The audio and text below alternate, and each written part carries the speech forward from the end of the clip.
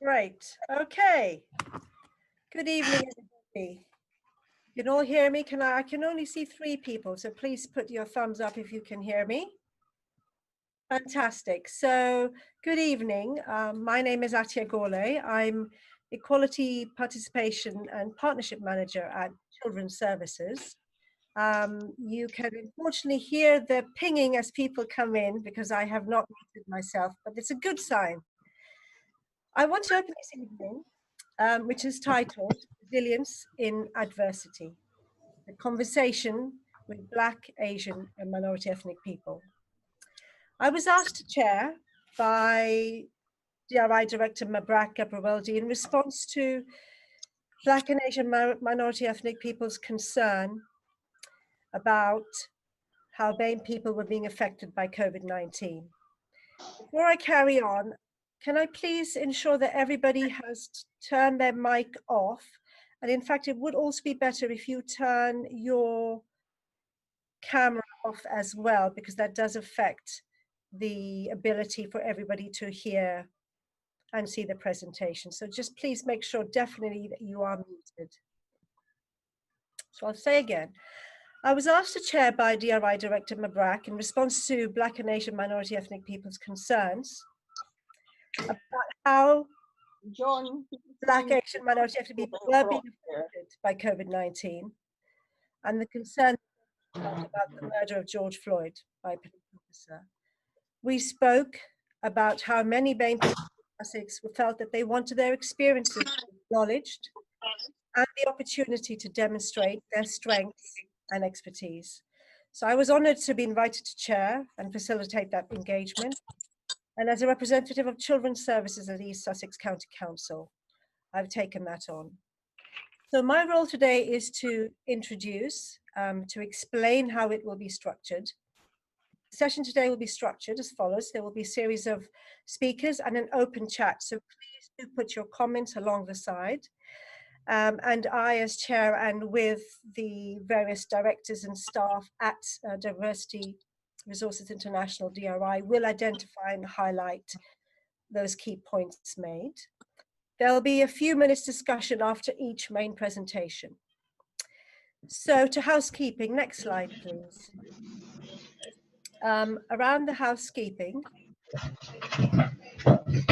next slide. Please be mindful, we are recording the event.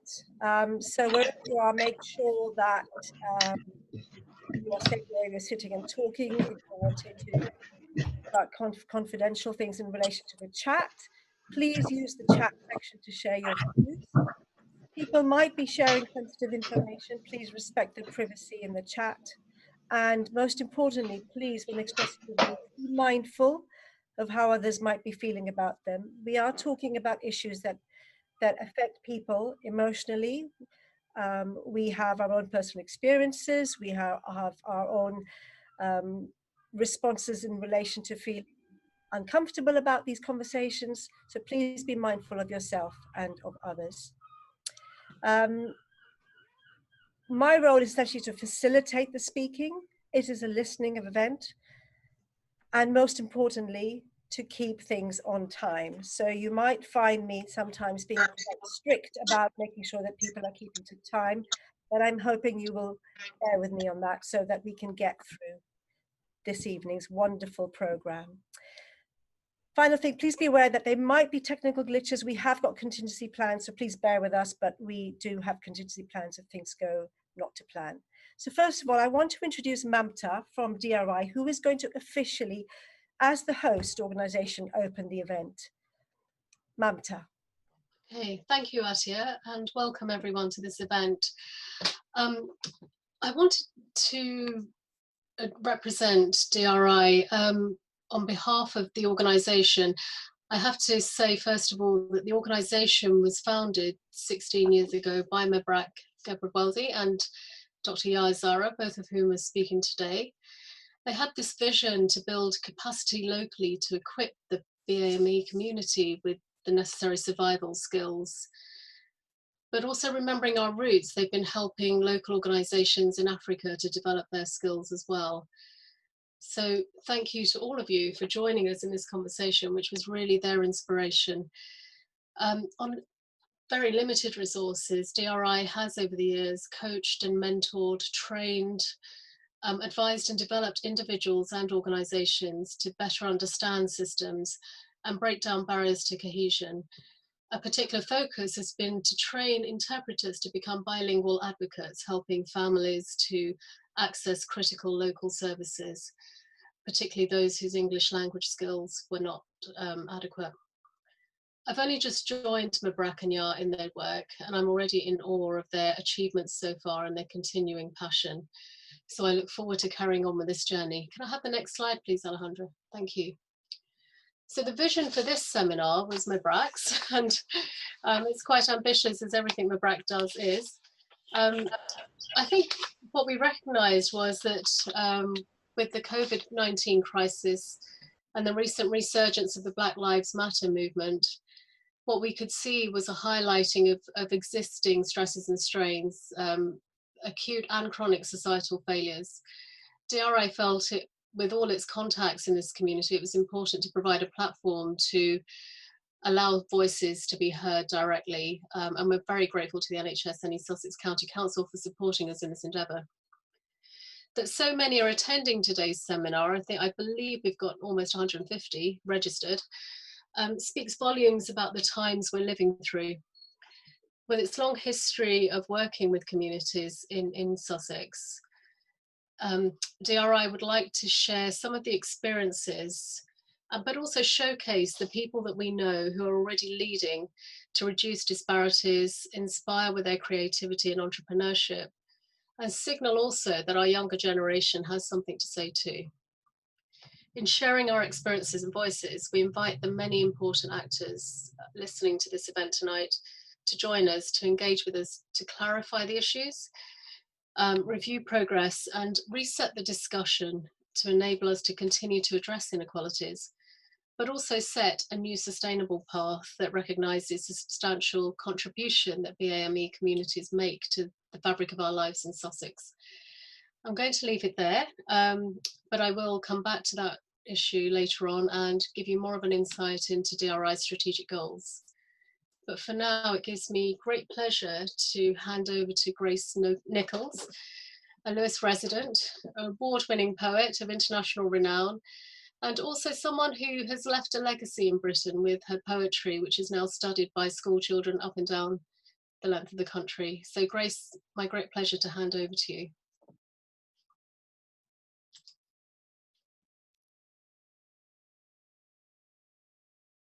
Grace, you need to unmute.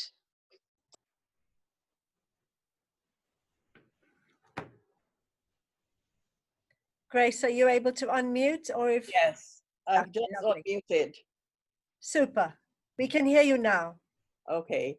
No, I just wanted to say I'm just seeing a few faces today, but I was told by McBrack that it's about 150 of us. And it's great to be part of this occasion. McBrack is an amazing woman, so I'd like to pay tribute to her first and foremost for being such an active force, you know, within our Lewis community and much, much wider afield. I don't have to tell you much about McBrack because you all know her work. So it's good to be here. I wouldn't talk very long. I told McBrack I had a terrible headache earlier, and so I'll keep my bit very short, but just to say that as a writer, of course, for me, now that everyone has, you know, most people have had their say about the inequalities in society, what's happening with the Black Lives Matter, the struggle, and we know that, but I think the future now is in the hands of young people. And for me, the key to pushing that forward is education, you know, education in schools, universities, educating our young people about Black history and literature. As a writer, I've been on the GCSE, both the GCSE and A-level syllabus for a number of years, and both myself and my husband, John Agard. And we're always amazed at how young people, how much they respond to seeing themselves reflected on stage. They'd come up afterwards and speak to us. And that diversity is crucial in getting that implemented. So I think that's one of the things that, you know, we can concentrate on, because for me as a writer, reading and literature is such a big part of a young person's education. Books and literature not only enriches your use of language, but widens your whole outlook on life. You learn so much about yourself and about human nature. And it's one of the best gifts that young people can give themselves. I'd like to read 2 short poems as my contribution. The first is for a good friend of mine. I think she's somewhere in the audience, hopefully listening. She's called Zelma. And I'm reading this because Zelma was a nurse and a health visitor for a number of years and has made a crucial contribution to life in Britain in terms of, you know, in the health sector. And bearing in mind how many Black and Asian nurses and doctors have suffered greatly from the coronavirus. Many of them have died. I thought I'd read this poem for Zelma, who was a nurse. And it's simply called Petition Girl for Zelma. Your departures stir a longing for your comeback arrivals. You who left your island home to follow your heart's nursing vocation on England's distant shore. But you needed no lamp like Florence Nightingale to see your way to heal.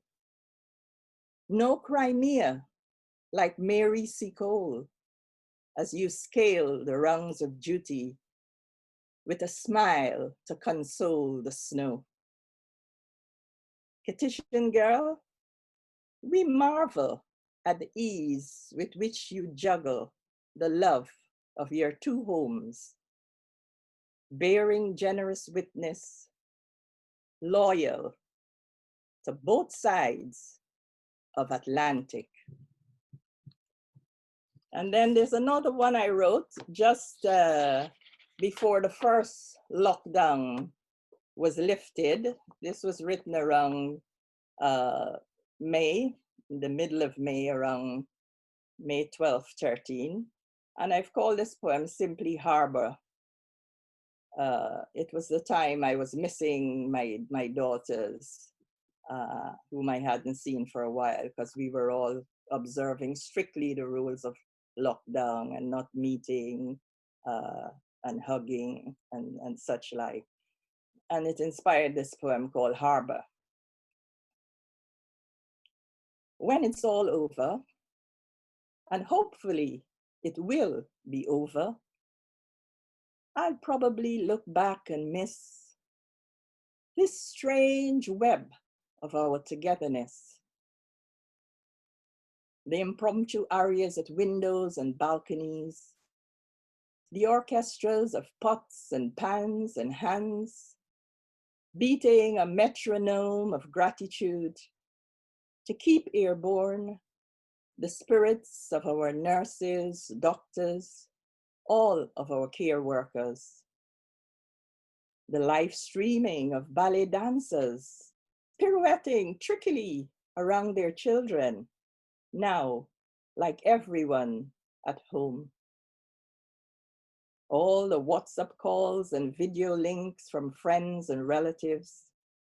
My daughters' faces surfacing from the small sky of my mobile. Yes, the virtual world can console, but watch how easily I've traded for the simple harbor of a hug. Thank you. Thank you, Grace. That was beautiful. I want to say it's such an honor for us to have you start this, and the words that are resounding in my mind at the moment are loyal to both sides. So thank you very much for that. I hope you will stay on with us, and I'm going to ask Scott for you to follow on with your discussion about health inequalities. Obviously, Grace has talked about them in a very poetic way. I invite you to present your presentation about health inequalities. Thank you, Scott. Thank you very much. And following Grace is no small shoes to fill. Hello, everyone. My name is Scott Dureraj. I work for NHS England and Improvement, and I'm the co-chair of the Southeast COVID-19 BAME Disparity Advisory Panel. And that panel was formed through a paper I wrote in early April when the first faces of my colleagues who were dying in the NHS all had one similarity, and that was they all looked more like me than my managers. I also noticed in early patient data that there was also a similar pattern.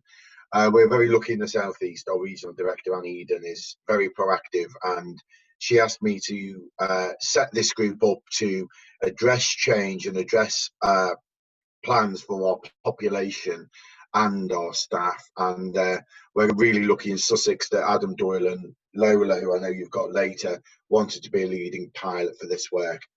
What I'm going to talk about, though, is some of the science that sits behind the inequalities and some of the social science. I'm postgraduate qualified in race and sociology. I've worked at the Commission for Race Equality, but also have been a clinical paramedic in my background, so quite a bit there.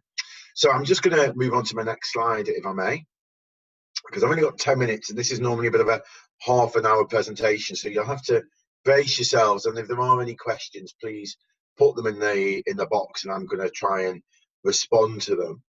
So health inequalities have been around for a long time, and the major report around health inequalities that started changing what we think of them wasn't actually Marmot. It was the Black Report in 1980. I'm just going to say that again. It was a report called the Black Report, and it was the author, his surname was Black, and that was written in 1980, and that had quite a lot of recommendations, and it did change the way we looked at health inequalities.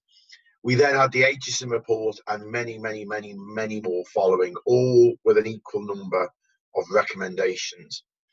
And my point here is there are lots of people who think that this present moment in time, this present political state, social state of racial power, I guess, people think that this is going to be the one that turns the tide. And of course, we all hope it is. But for people like me who've had 30 years in the NHS, I just want to remind us all, really, this is a 40-year journey we're on to get where we already are. So I want to focus on what to do different rather than keep talking about what we get wrong. So if we can go on to the next slide. So I'm going to talk about racism as fundamental drivers for health inequalities, and I'm going to unashamedly talk about racism. So racism has its origin, as we all know on this call, in a system of historically determined domination. We get that, we understand that. And we know that kind of relates itself into health inequalities and the impact on Black communities. And so before you can really understand that, you need to understand the three interrelated dimensions of racism. And this is where I think a lot of the national and regional programs have gone wrong on addressing racism, because they failed to address the structure, the interpersonal, and the institutional racism. They failed to recognize the three different elements, how they play out and how they operate, and each three need different solutions. So they are what I'm calling the drivers to ethnic inequalities. Next slide, please.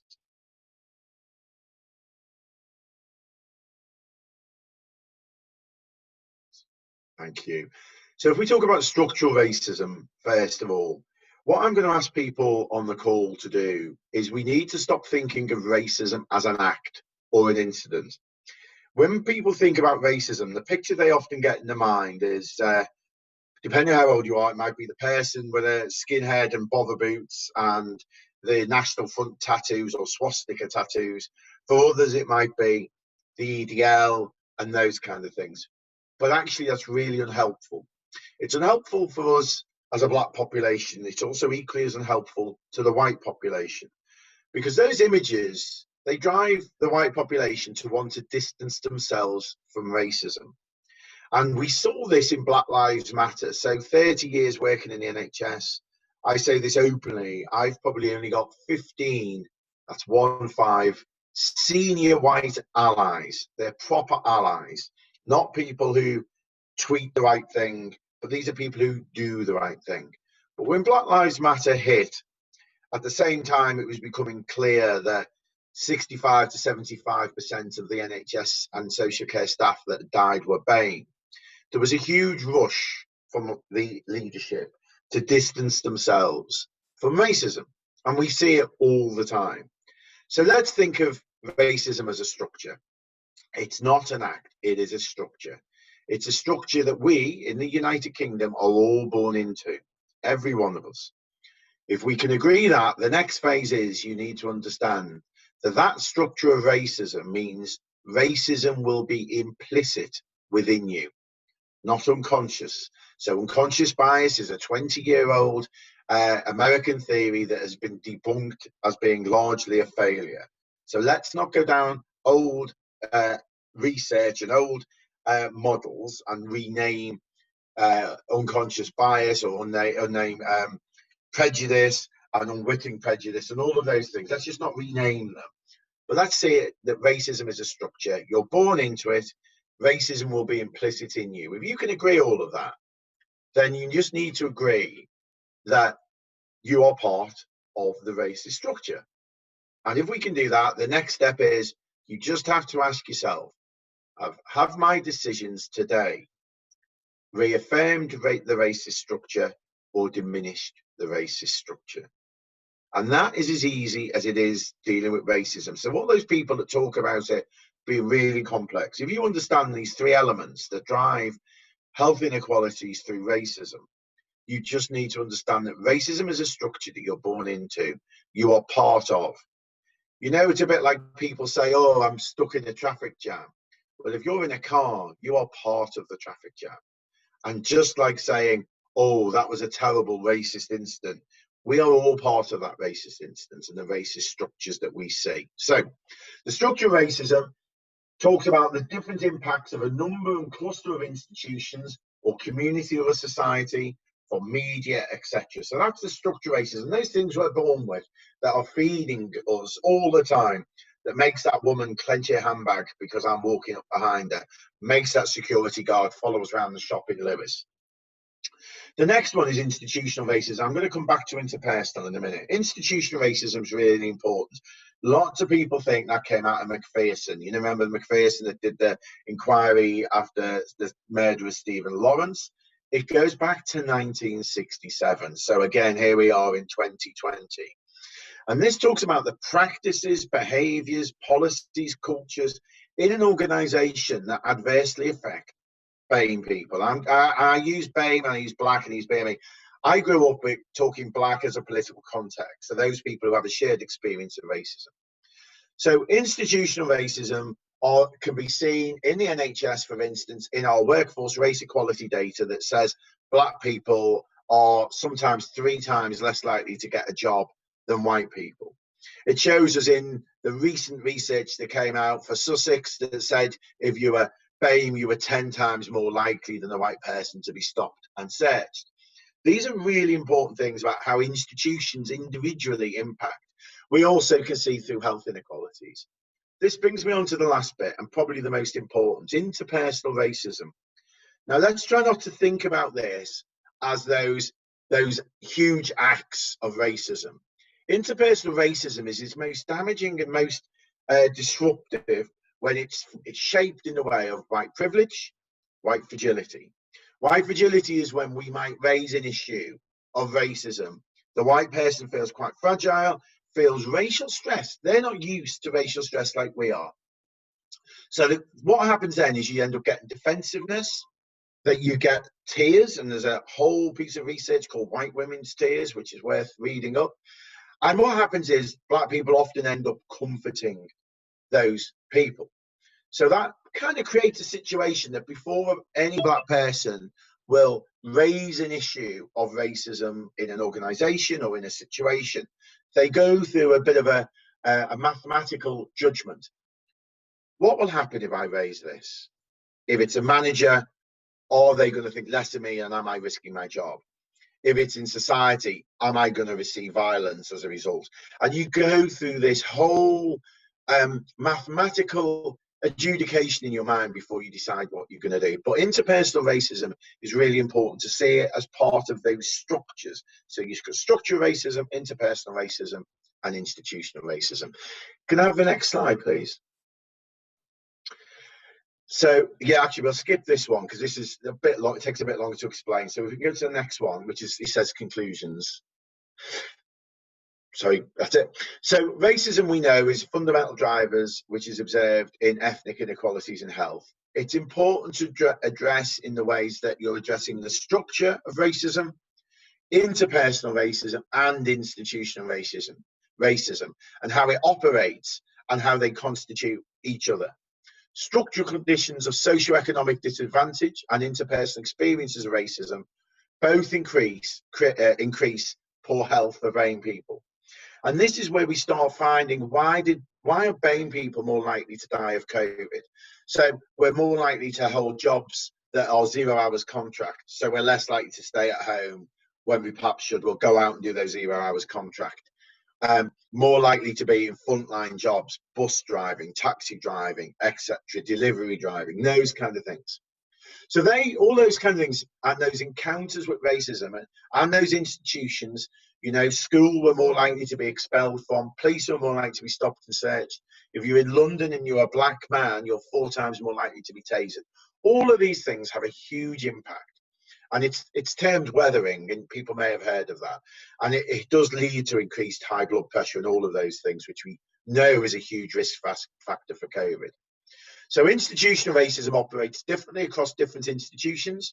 So we know that there may be lack of cultural sensitivity in some providers of cancer screening in the NHS, or some issues around psychiatric and mental health care, and some belief that, you know, if you're black in mental health, that you're at a greater risk of violence and aggression. Next slide.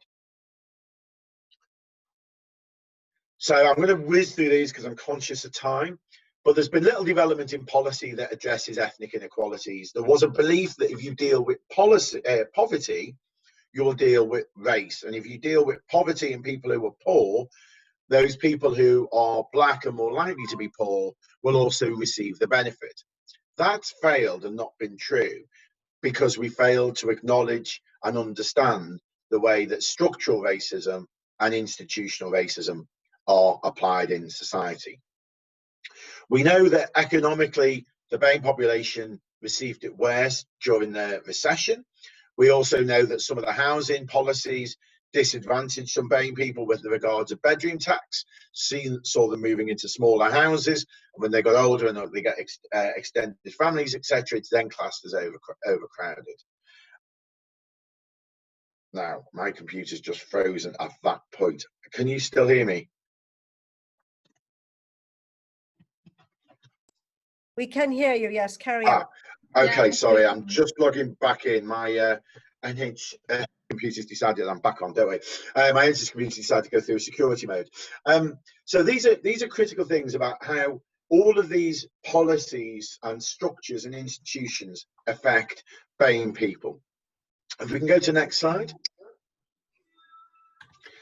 So we just go back, that's it.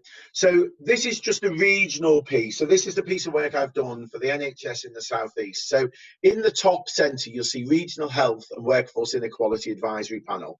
That's what we're looking to move it to. Currently, it's called the Regional COVID-19 BAME Disparity Advisory Panel, but we are looking at widening to make sure we're getting black people with learning disabilities and a number of other marginalised and vulnerable groups pulled into that.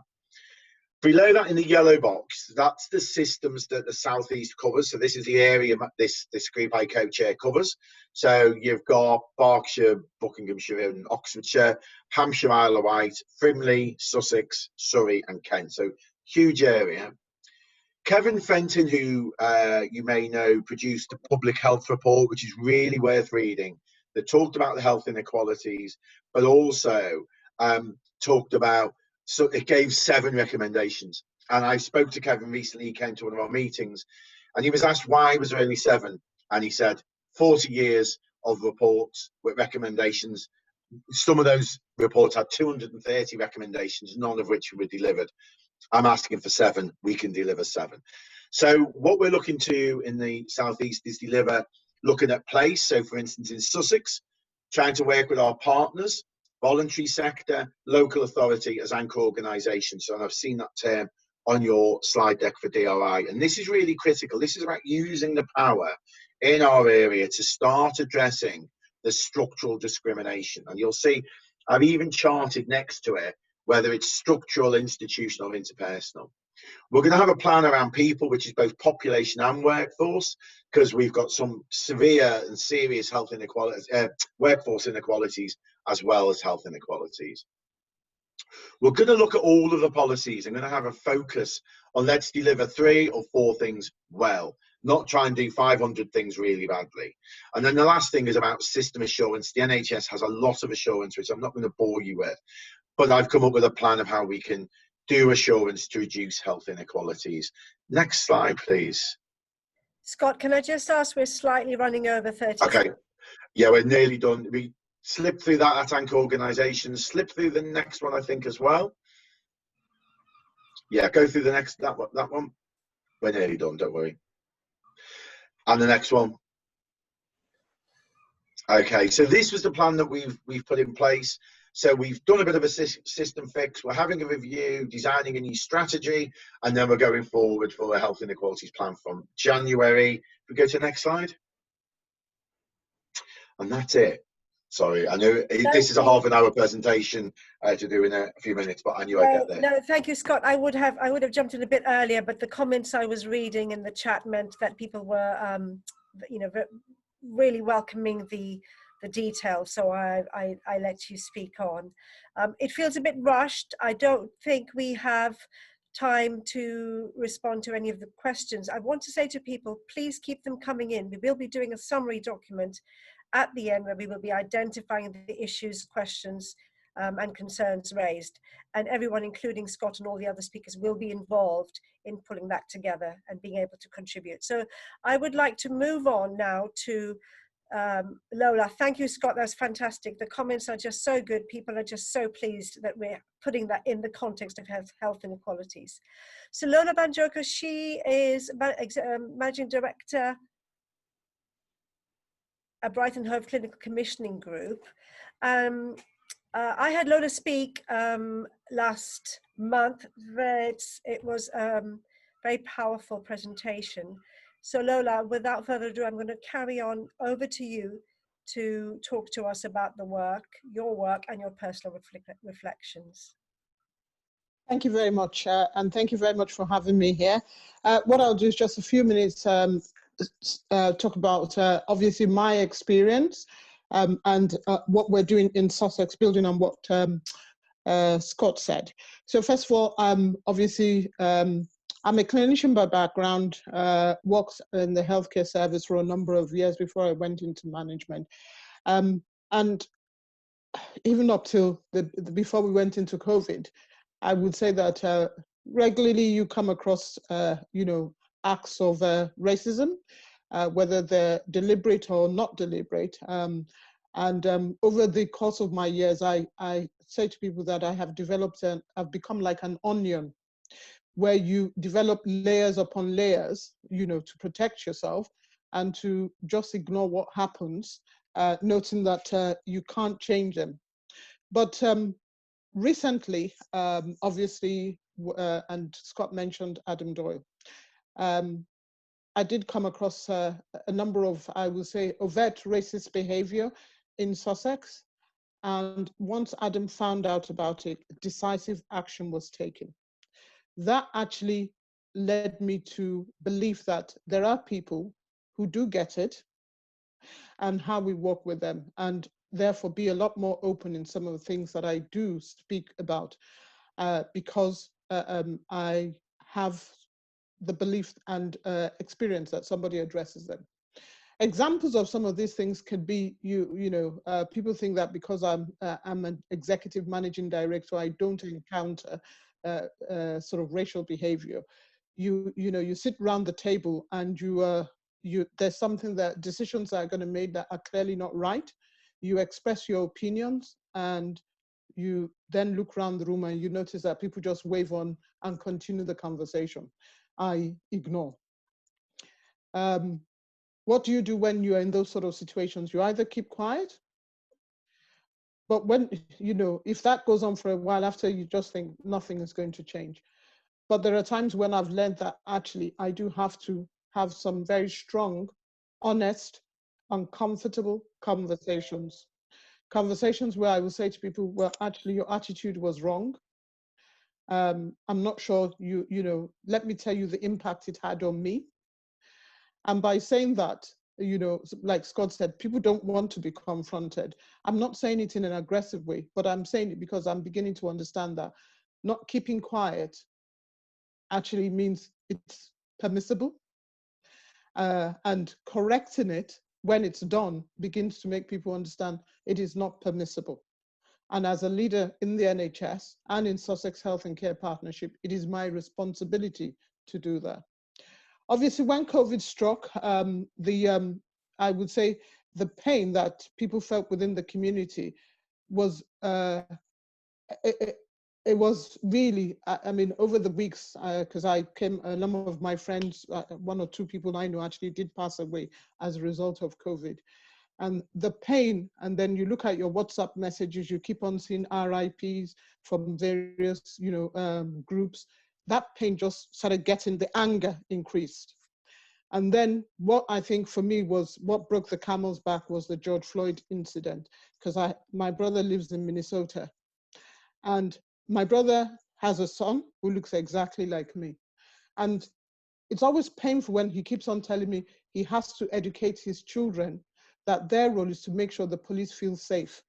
Their role is not for them to call the police because they want to feel safe. It's the other way around. And all that anger meant that actually, it brought me to realize that it's time that we as the BAME community do need to speak. We need to speak out where we see acts, whether conscious or unconscious, are not right. We need to speak out when somebody is doing something that we need to correct. We need to, people need to listen.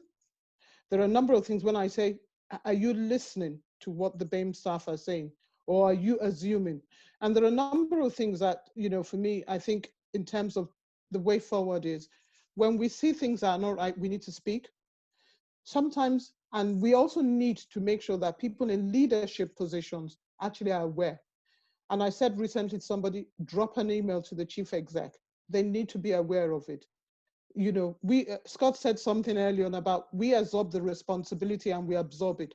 And I said, no, actually, this is a time. If that is wrong, then you drop an email. They have a duty to respond. And in this climate, we need that sort of leadership and accountability. Then there is something about actually acknowledging that because a number of our organizations are diverse, there is this view that it's inclusive. And I've said to somebody, there's a difference between diversity and inclusion. You can have a diverse workforce, like the NHS is very diverse, but it is not inclusive. Because if it is inclusive, you will see it at every level of what we do. You will see, I won't be the lone black voice at the top. You will see a lot of people that look like me reflected across the board. Decision makings will be reflected, recruitment process will be reflected, and actually the health outcomes and social care outcomes will be different. So there is that honesty we have to say to ourselves that actually we haven't got it right. We have to value the assets, and this is a quote I read in Metro and I always remember. It said, as a nation, we are collectively grateful to the millions of workers who toiled at a minimum wage and maximum risk to keep the islands afloat over the last 3 to 4 months. And that summed it all for me. And another thing I've said, no more corporate lines to take, no more political correctness, tokenism, tick box exercise. It's actually about being honest, because one thing COVID showed us is that dishonesty never gets us anywhere. We've been dishonest with ourselves as a country, as a society, and as organizations, and we've been saying things that are not quite right. And COVID showed that. So we've got to be honest. And there's something about humility for people who are white. I think there's something about saying, actually, I don't have the answer. I don't know what to do. Can you help me to help so we can collectively do this? Don't come with, you know the answer, because you can't know the answer if you've not lived through my experience. And that actually is Scott used the word white saviorship. Some people say white meant, you know, the concept that actually, you know, white, if you're white, you know better than I do. And I was going to finish with this story that a friend of mine over the weekend, I was talking to her. She's in Canada, going through the same thing that, you know, we're talking about today. And she said she reflected on Beauty and the Beast book. So in Beauty and the Beast is black. Beauty is white. And when the beast turned into the prince, he turned from black to white. And she said, all these subtleties are things that actually, first of all, even as black people, so she was going over that book with her daughter, she thought, well, hang on. This is what makes even us think things are wrong, because they're the subtle images over the years that we've had.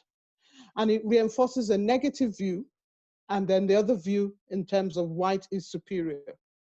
These are subtle things that have happened, and we need to stop and change this narrative. And she said, she actually took the book and she tore it and decided she's not going to educate her daughter on you know, those images. But these are the images that have happened over the years, and we need to dismantle them in our mind. We need to dismantle them in our attitude.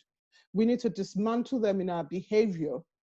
And we need to humbly acknowledge that these are things that over the years have built up and led us to where we are. And from my perspective, I've made a conscious decision where need be, I would speak out, I will talk out, and I would encourage BAME people, if you see anything that is wrong, your chief exec needs to know. There's no point protecting anybody. And so, I mean, I'll stop at that because I'm looking at her. She's looking at me. I want to make sure I don't overuse my 10 minutes. So thank you very much. And I look forward to sort of question and comments. Lola, that's fantastic. Thank you. You're talking and keeping time for yourself. Thank you very much. There are a few questions and we've got a bit of time if you could respond. I think particularly in the context of you're talking about being grateful to the assets, and I think our voices today are very much part of that sense of being assets. One of the questions I've had is particularly around your views around what is the NHS's strategy and what is the NHS locally, and perhaps if you know nationally, how are they going to respond to the issues that you've raised? I'll mute myself. So yeah, Scott mentioned earlier, what we have in Sussex is a response plan that looks at 3 pillars. First of all, workforce from the point of view of actually what is it that we need to do. And we did have a meeting with the BAME leads last week, myself and Adam, and we left on the back of the event we had and a number of commitments. And the key message that has been coming across is about talent management. It goes back to, I had a discussion with NHS Leadership Academy recently, where I said to them, we need to stop this concept of BAME staff going on courses to be able to progress through the ladder, because going on courses says it's a deficit model. What you're saying is they don't have the qualifications. And if anybody knows BAME staff, you will know that they're overqualified. So qualifications is not the issue. It's actually the opportunities that you need, and that has to be intentional and purposeful. We all know that when it comes to it, people are nudged to apply for jobs. People are nudged to take up second-men opportunities. So the question I ask is, who is nudging BAME staff? Who is saying to them, that is an opportunity, I want you to apply? because that's what happens to others. It's called headhunting. It's called working your networks, whatever you want to call it. So who is doing that? So those are some of the things that we need to do. Then on the health, on the population, as Scott mentioned, the multiple long-term conditions, we've already launched a locally commissioned service, which has had excellent uptake by GP practices. And that locally commissioned service is targeting BAME and vulnerable people. And it is a proactive commission service, i.e. use the voluntary sector, working with them to go and seek out people from the community to do health checks and help in terms of monitoring and supporting them in how they self-care and self-manage. Normally you wait for a patient to come to you. What we're saying is no, you need to go out and seek people, because we've identified that they are vulnerable, and it's clear that the health inequalities within the BAME community is disproportionate, even before COVID. All COVID did was just shine a torchlight on that. Okay, thank you. Lola, what you just said around talent management is really interesting, and I'm sure it really resounds for everybody here, and also in terms of those leaders who have that role to facilitate that. And I think that really is an excellent actually connection with the next speaker, who is Grace. Grace Irwin is going to talk about leadership as a force for structural change and systemic reform. Grace has worked with DRI around the world in relation to supporting leadership. And I will actually pass straight on to Grace because I'm trying to keep on time. Grace, over to you. Thank you so much, Atia. It's so great to be here, and so wonderful to follow Scott and Lola. As you mentioned, Atia, I'm going to be talking about leadership, and there are 4 things really that I want to focus on: experience, context, imagination, and activism. But firstly, I want to say a big thank you to MABRAC and DRI for demonstrating leadership in making this event happen. The invitation to be part of this conversation has been very helpful for me, enabling me to process what has been going on around me and within me since recent events. And this in itself has been a healing process. So I'm going to share with you some images and some words that express what has been surfacing within me. And I want to take a global and an individual perspective. So if I could have the first slide, please. Thank you. This is the Peters World Map. It's a fairly modern map of our world, and it attempts to reflect accurately the relative surface areas of land masses which give greater prominence to equatorial countries. Now, this map, when you compare it to others, communicates new things about our world. It invites us to review and renew how we see ourselves, our home continents and countries, and those close by or further away. Next slide, please. This is a map of the British Empire at its peak. And the question I've had in my mind for many, many years is, how was it possible for a small island to dominate 23% of the world's population and take over 24% of the world's geography? I'd like to suggest 2 things: rule and administer. The British Empire was an idea, an organisation, an institution. It had a vision, mission, strategies, goals, plans, infrastructure, and resources. It was an ambitious enterprise, a global project that made power, wealth, domination, and control its values. It was meticulously organised, planned, and implemented over decades, with dehumanisation, brutality, and the dividing of others by class, gender, and race at its core. The British Empire deliberately and intentionally constructed a world that gave white people an economic, social, linguistic, political, technological, and generational advantage. And that legacy is with us today, here and now. Leadership is the force that creates, embeds, and maintains structures and systems. Leadership is also the force that challenges, dismantles, and recreates structures and systems. Next slide, please. So this is a slide that gives you a theoretical model of leadership. And we could debate whether this is the right model or not, but for me, it's really a reference point that tells us something about what leadership is and how it looks. Leadership is about the leader as a being, an individual with an intersectional identity. And leadership is about the practice of doing, of using a range of skills and behavior to make things happen, to get things done, to turn policies into reality, as an example. And a colleague suggested to me once that leadership is like going from A to Z. It's about movement towards a destination, whereas management is like going from A to A+, which is towards efficiency, effectiveness, and excellence. Next slide, please. So where does leadership happen? Well, during the last 20 years of working with leaders around the world, I've come to realize that we all have potential to lead. And this 5 domains of leadership just gives you some examples of where we lead. We lead ourselves, we lead others, we lead functions, organizations, and in society. And I believe that leaders are born and made. We all lead, consciously or not, and in private and in public, formally and informally, with authority and without it. Leadership does not require a position or a title, status or remuneration. You and I do not need permission to lead. Next slide, please.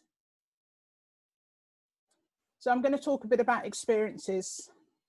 We all have a unique life experience. No one has your life, and your experiences have converged to bring you to where you are today and present your own story. This is a 1976 black and white photograph, and this tells you some things about my story. You might be able to spot me in there. It tells you that I went to a so-called rainbow primary school. The racial, cultural, class and gender group of 7-year-olds was the norm. It formed my view of the world and of myself. But the person you can't see in this picture is the matriarch, who attracted the parents, the children, and the teachers to this educational multicultural utopia. Next slide, please. And here she is, Beryl Gilroy, who of the Windrush generation arrived in Britain from Guyana. She was the pioneering head teacher, one of the UK's first black head teachers. And you can see the children in this picture, again, very similar to my classroom photograph. While preparing for this event, I discovered that Beckford Primary School in West Hampstead is going to be, the name is going to be changed.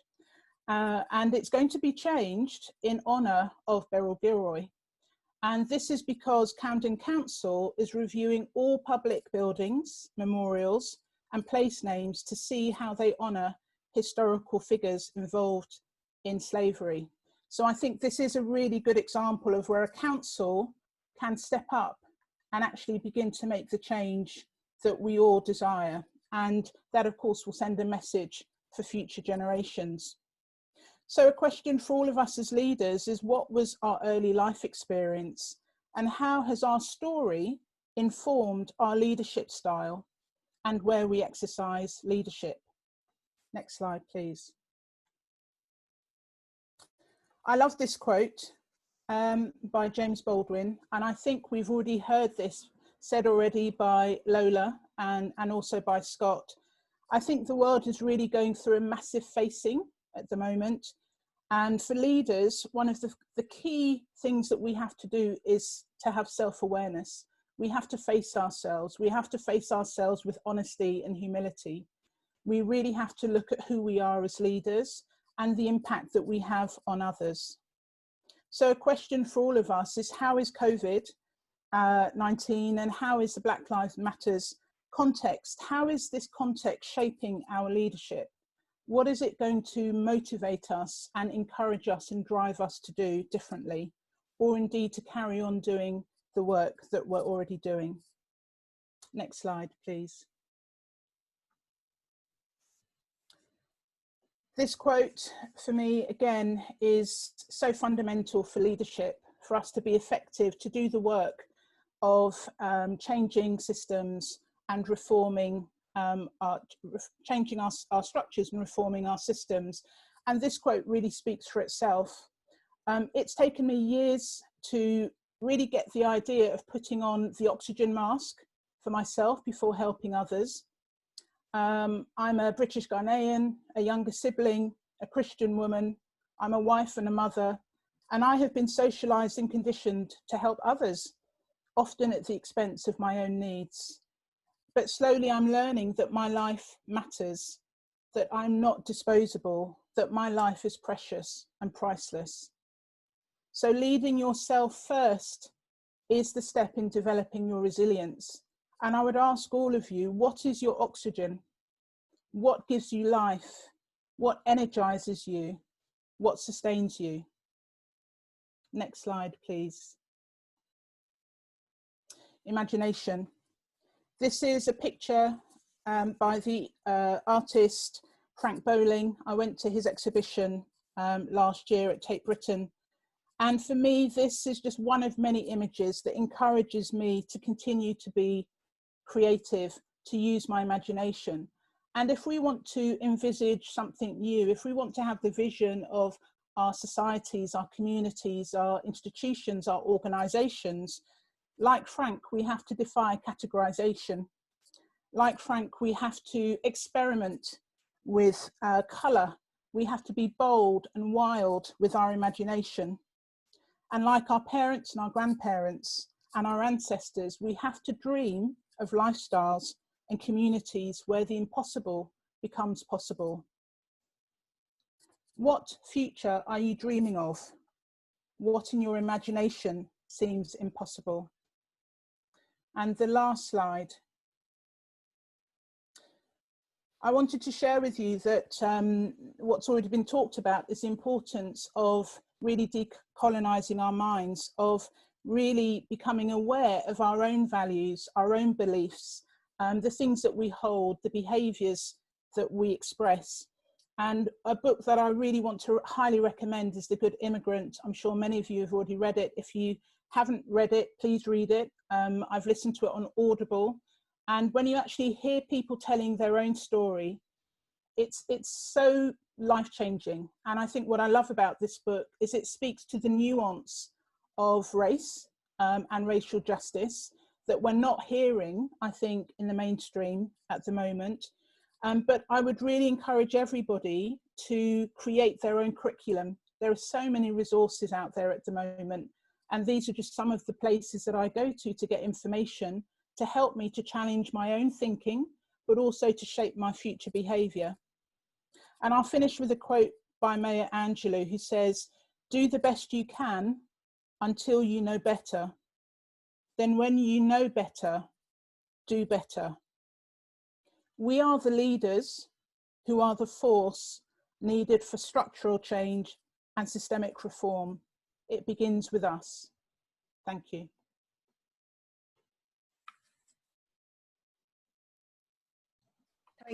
Thank you, Grace. Fantastic. I just want to pick up on a couple of things. You were talking about being conscious of the experiences around me, you say around me and within me, experiences and feelings. I think that's really struck, particularly in the context of what we've been talking about and the experiences of COVID and the death of George Floyd. Also your point about being conscious and resisting the colonization of our minds and creating our own curriculum. So I think that's wonderful, fantastic food for thought. Everybody, we will be getting these slides and actually very, again, neatly leads on to Dr. Yar Sare, who's actually going to be talking about education, a critique of education in relation to challenging the idea of British values. So I hand over to Dr. Yar, who also must say that we in Children's Services in East County Council are very grateful for, because she has been working with us over many years on supporting us on our race equality guidance for schools, but also on developing our children's social care, anti-racist social work practice. So yeah, over to you.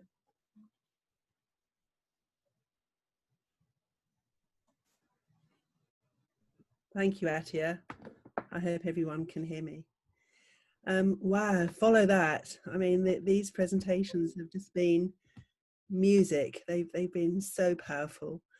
I want to talk about challenging the British values agenda in schools. I've taken something quite specific that I'd like to unpick. But I also want to talk about the context briefly, to mention the context that we're all living in at the moment. Please, next slide. I'm asking all of us that we take the idea of community engagement seriously. It's one of those terms that is rattled around, but what does it actually mean? What does it actually mean to engage the community? So at the moment, it feels like we as Black people, as people of colour, have a voice. There is this focus on racism that is, it won't last, but it's happening now. And it was initiated by those terrible images, that terrible film of the murder of George Floyd, which sparked the world's imagination and sparked many people of colour to speak about their own experience, to demand change. And I think it's also important to acknowledge the white allies that have been part of this movement. And if you look at any image of a Black Lives Matter protest, you'll be struck by the number and the fervour of those mainly young white people that are also on those marches. As several people have said, these demands aren't new. They've been being made for decades. And the field that I'm most interested in is the field of education. And I remember making a conscious choice to focus on education because I see it as the place which has the most potential to actually change people's minds in how they see the world and the society. So we need to ask, what is being taught? Please, the next slide. Okay, is that the next slide? Okay, challenging the curriculum, what is actually being taught. There's a need to be very critical of the curriculum and to actually be aware of the political agenda that goes with the curriculum. Who's controlling this? And you'll see if there's conversation about changing the curriculum, there will be a blast of protest. There have been a lot of changes made over the last 20 years, and it's been really disheartening to see a move backwards. And from that early picture that Grace showed, where multiculturalism was something very exciting and very inclusive, to looking, as I will do, at the curriculum which is talking about imposing British values.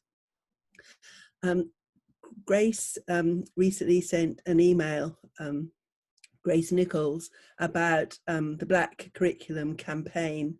And this email was saying that Black history needed to be embedded in the national curriculum. And a letter was written to the Secretary of State. Yes, Black history does need to be embedded. And this is said so much by so many different people. And there's been some really good programs by David Olusoga saying that we need to be teaching about the British imperialism and the fact that Britain is only a world power because of the legacy of slavery and colonisation. This isn't taught. This needs to be taught. Next slide, please.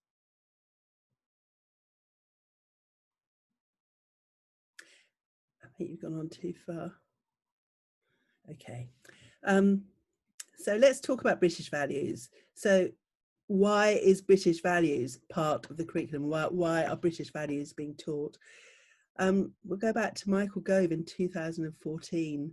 who suggested or mandated that specific British values must be promoted in schools. It's interesting to see where this sits in context, because it was as a response to the Trojan horse affair, where allegations were made that Islamic extremists were trying to infiltrate the teaching delivered in schools in Birmingham. Interestingly, though, no evidence was found that this was the case, but nevertheless, this incident was used to shift the curriculum, to mandate British values being taught, and also to ensure that a new history curriculum was introduced to look at instilling a sense of pride and Britishness in children. And in fact, Michael Gove sent out a book to every school called This Island Race, which is prime for critique in how it presents Britain. And looking at the impact of this, it's interesting that a report was written that spoke to teachers, and they said that they felt that they had to impart patriotism. That was part of the British values agenda. Next slide, please. Okay. So I'm just making sure that is the right slide. Yes, it is. Why engagement with othered communities is vital in education. So in talking about what education needs to do in terms of anti-racism and multiculturalism, it needs to engage not only with people that are othered, but actually with the idea of othering. And othering is a term that is used quite a lot, and the meaning of othering is the idea that some sections of humanity are so different to us, in inverted commas, that they are not fully human. So the idea that some people don't actually share a common humanity, and unfortunately that us can often be seen as white Britishness. It's argued that the current fixation on Britishness in education has been part of what has led to the suspicion of the other. And when Britishness is a high ideal in public discourse, such as we've seen during the EU referendum, it leads to a spike in hate crimes. So it's not an innocent thing. Imparting and empowering an idea of Britishness leads to othering, and that has its own consequences. So how can the implementation of British values in education be interrogated? And to what extent do British values promote community engagement? Next slide, please.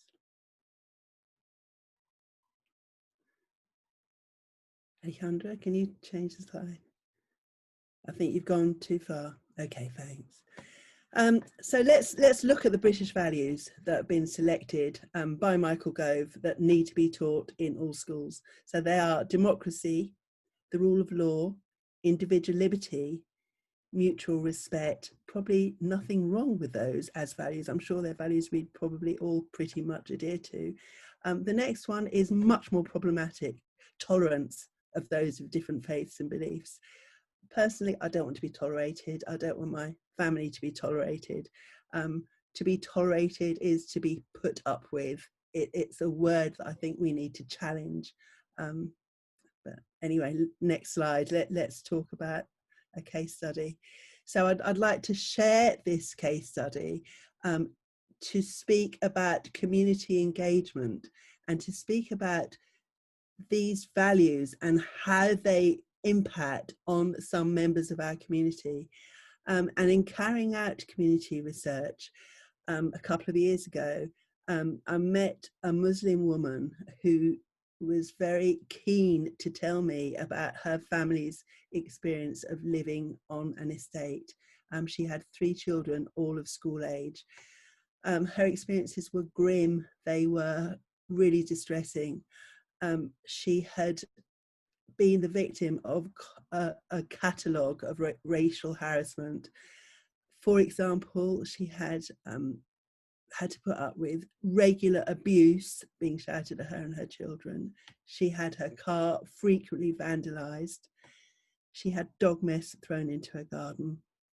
There was an attempted break-in while her family were on holiday. And as a response to all this, where she needed the police to really take what was happening seriously and to deal with it, the police response was totally inadequate. So how did British values, how do our values that Michael Gove is telling us that we need to teach our children, how do they impact on her? How does she experience British values in her own life? Please, the next slide.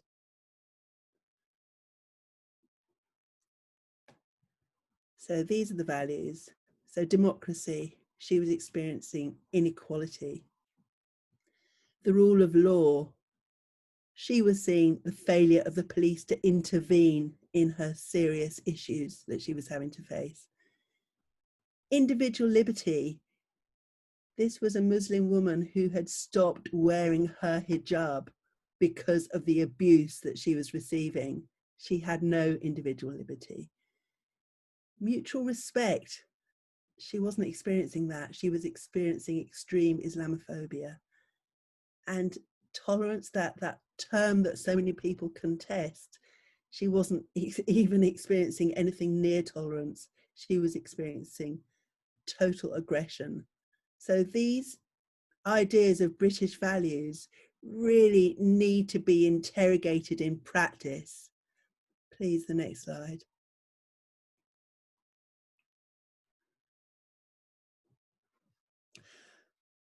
I'd like to suggest some alternatives to British values, and this isn't just my voice, this is the voice of many campaigners over many years. So schools, I would suggest, need to discuss the social and political impact of prejudice and racism. They need to explore the lived experience of the complex and multiple identities in Britain. It isn't enough to teach about traditional cultures. That doesn't do it. We need to teach about Britain's legacy, both of racism, that needs to be there, and also opposition to racism, rather than this fixed idea of Britishness. And even the concept of British values is problematic, and we need to think about the effect that this very concept may have on Black, Asian and minority ethnic pupils who may not, or whose parents may identify as being non-British. What does actually even the term British values do to their feelings of belonging? Please, the next slide.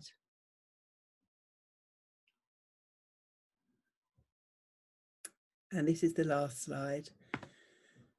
So to bring those issues that I've spoken about into recommendations, and again, this has been said for a long time, but we need to do this. Our schools need to mainstream race equality so that issues of equality are not a bolt-on issue. They're not, okay, we have Black History Month once a year. They have to be integral to the curriculum. They can no longer be on the margins of the curriculum. When I carried out some research in East Sussex schools about how schools were actually teaching about difference, teaching about cultural diversity, my findings were that teachers were often very frightened even to go there in case they got it wrong. And they are difficult issues to speak about. But with training, it's possible, and I would argue essential, to teach and engage young people, particularly young people in majority white areas, with these issues. So time and training needs to be offered to develop the confidence that teachers will need. And this will involve continued professional development for teachers. And, you know, also to pick up on what Grace Owen has said, we need to engage with the lived experiences of young people. Aaron, who's going to speak soon, was involved in a filmed resource called Unfolding Identities, which set out to look at the experiences of all sorts of young people, both BAME and non-BAME, and to allow an engagement, allow other children to engage with those experiences. And this is what we need to do. We need to do more of this. Schools have to actually engage with difficult issues around difference. So I'd now like to introduce some young people who are closely connected to DRI, and suggest that these are the experiences that we need to think about and incorporate into our future planning. So over to Joshua, Aaron and Sejal.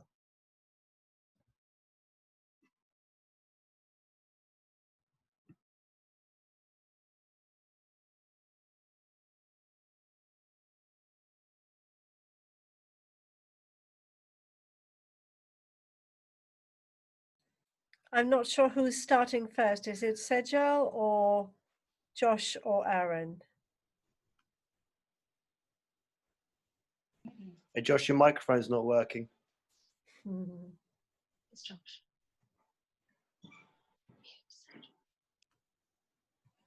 No, unfortunately not still.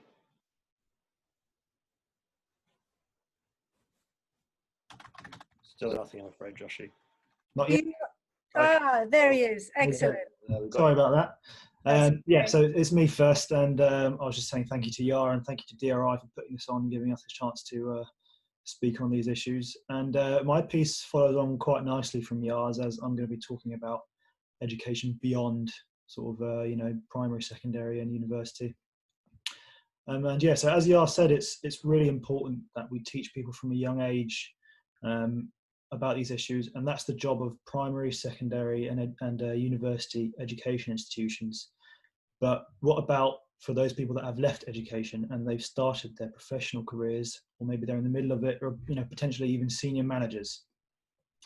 And having spent a year working in a large organisation, when I reflect back on my time there, what struck me the most was that there was no real recurring or consistent training on issues of race and equality. And organisations have an incredibly important role to play in ensuring that those who have left education are still being educated. And so how can this be achieved? I think a number of first steps that can be implemented quickly but go a long way are, firstly, incorporating training on these issues into sort of induction training into the business. And this goes a long way in setting out what the values and beliefs are of the business, and making sure that new joiners know that hopefully there is no place for racism of any kind in that organisation. And similarly, ensuring that those kinds of trainings are repeated on a recurring basis, which just helps to reinforce those values and beliefs. But thirdly, in addition to this, it's training like this which really helps. It gives that, people can come in and talk who might have personal, professional experience in these kinds of issues. And there's 100 people in here now, and how many of you can say that the organisation you work for regularly puts on trainings around race and inequality? And if many of you say yes to that, I'd ask you if you think the majority of organisations do that, and I'd wager the answer to that is probably no.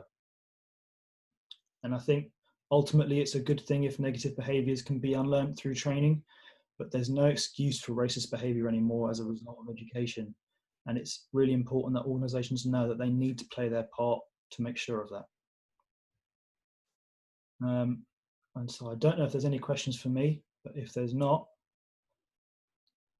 give Atia a chance to.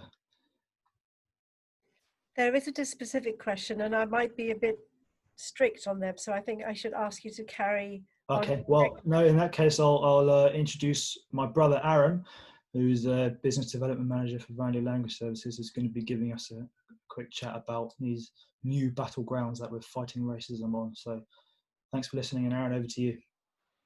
Cool, thanks Joshy. So yeah, as Josh said, my name's Aaron. Business development manager at Vandu, which is, as most of you know, the sister company to Vandu Language, to Diversity Resource International. My brother and I are half Eritrean, a quarter English and a quarter German.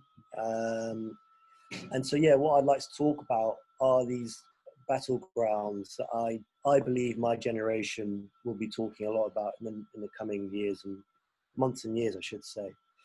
And in my opinion, these final frontiers are culture and language. Now, when I say culture, what I'm talking about is the acknowledgement and reflection of historical racism and how this now affects people on both sides of that divide. You know, Yar spoke really well on how, you know, young people here are sort of brainwashed almost to sort of believe in this idea of how great Britain is sometimes, but it also goes on the other side as well. You know, a lot of asylum seekers and migrants go to great lengths to come to Europe, and you know, as difficult as I'm sure their situations might be, they have this mirage of a utopian land that they're coming to where everything is perfect and they won't run into any issues. And it's something of a siren song for these young people. An example of this is when we had a young Eritrean called Meritab come over here to live with us for nearly a year, I think. You know, and he was under the impression that as soon as he got here, his life would rapidly improve. He would make enough money for himself and then also to send money back to his family in Eritrea. And he didn't really realize that he'd be joining, you know, a new society at the bottom rung of a very tall ladder. So that's one half of what I want to say. And the second half is, you know, I want to talk a little bit about the language in racism. And that's, you know, the sort of detail in that I think a lot of us young people will be, you know, really discussing moving forward. You know, we suffer from a very sophisticated, subtle and systemic racism here in the UK. And the example I want to use, which was presented really recently, was a study on commentators in top flight European football. When commentators are nearly 7 times more likely to talk about the power of a player if he has darker skin, and 3.5 times more likely to reference his pace. Whereas lighter skinned players were then more likely to be praised about their intelligence or their hard work. And you know, this of course reinforces these time-old tropes about white intelligence and black athleticism. You know, one is achieved, the other is God-given. So what I think I would like to, you know, put forward as a discussion is, you know, where do we draw the lines of what's acceptable and unacceptable when it comes to race in our language and in our culture? You know, I feel like the debate is so scattered now, particularly because it's online at the moment. You know, I think somehow, some way, ethnic minority needs to find a unified, cohesive voice so that these lines can be drawn by us rather than decided by someone else. So that's what I wanted to say. And I will hand over to Jao. Thanks, Aaron. So I just wanted to say thank you as well to everyone for letting me speak as well. So I'm in the process of writing to my old secondary school to talk about how they could encourage anti-racism. And I've been working with other young people from East Sussex who are ages 12 to 20, who are both white and BAME. And firstly, I just wanted to highlight the passion and determination from all the people I've spoken with. I've been really impressed and inspired by the actions that people in my generation have been taking to help fight racism. Whether this has been young white people educating themselves on their white privilege and having difficult conversations in their families, or the courage of my BAME friends to talk about their experiences with racism in our society. Talking with all of these other young people has been really encouraging. So what I'd really like to talk about is the ideas that these people have been having about how we could change within like a school community. And while all of us really agree that it's vital the curriculum teaches BAME history, there's been some really original ideas for sort of smaller changes within the school. such as providing teacher training regarding microaggressions or volunteering with like local refugee charities. And I could list a lot more of these ideas, but what I really want to emphasize is my concern that no one has been asking these people for their input. And I'm worried about the lack of infrastructure in local schools for students to talk about racist incidents, but also to talk about and celebrate race and the BAME people in our community. So overall, my biggest concern is that if I hadn't asked these young people for their ideas, they probably wouldn't have been heard at all. And I think it's just really important that schools in East Sussex need to provide more of a platform for young people to talk about race. And that's me pretty much done. So I'll just hand it back to Atia. Yeah. Thank you. Thanks, Sejal. That's a really good, challenge really around the idea of the platform and schools providing that platform. And I think that really fits in at the moment with our discussion about thinking about where we are reviewing our guidance to schools, which is quite sort of technical in relation to X, Y, and Z activities. But I think your point about actually thinking about the whole school and really thinking about a whole school approach and thinking of the school as a community, we'll really take that back. So that's great. Thank you. I'm going to pass on, I think really that we've got a couple of minutes to Mabrak about talking about true leadership. And so she will put a bit of a challenge to us around this. So Mabrak, over to you. Hello, can you hear me? Yes. All right, thank you. Thank you, everybody. I don't know how to to follow all these wonderful discussions, but I will keep it very short. I think what I like to share is about my experience working in Sussex, but in particular in East Sussex with so many leaders and from the public and voluntary sector. And what I have learned in my 21 years of experience is I know and I believe every leader is doing their best. But what I have seen and observed in the last 21 years is inconsistency. In particular, when it comes to the support of ethnic minorities or the underprivileged communities, it's like it's an on and off, just like a light bulb. If there is a bit of extra money and then you can do one little project for about 5K, or I don't know if there is other organizations might have a proper funding or resources, but there is no consistency and there is no real commitment. And I think as a result of that, rather than the inequality getting narrower, it gets much more wider and wider. And also the lack of personal, because in the end of the day, leadership is personal commitment. It's a personal passion. It's a personal value and beliefs. And I see a lack of that. So we need to have that. If we don't have that, we're not going to go forward because resources might be there or might not be there. But I see lack of that. So we need to really, really ask ourselves as leaders, what do I believe? Why do I do that? And how do I bring all the communities together with resources and without resources? I'll go back to what Ya said, engagement. I think engagement is so important that when there is a problem, you solve it together.